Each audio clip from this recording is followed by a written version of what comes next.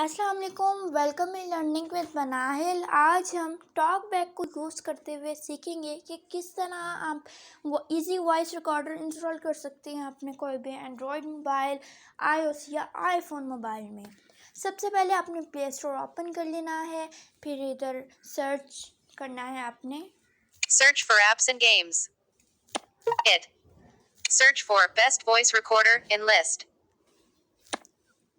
ये आपके पास अब सर्च हो जाएगा। आपने थोड़ा सा नीचे करना है, नीचे जाना है। बहुत अच्छा ये रिकॉर्डर है, आप अगर इंस्टॉल करेंगे तो बहुत आपको मज़ा आएगा। Image of app or game icon for voice recorder. Voice recorder. Recorder and smart apps. Music and audio. Recorders. Star rating 4.3. 3.5 megabytes. Downloaded 10 million plus downloads plus times. In list. Double tap to activate. Double tap and hold to long press.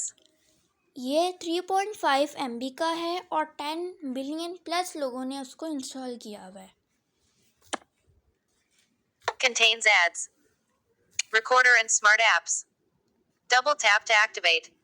Right side पर मतलब mid में install का option है, हम इसको install कर लेते हैं।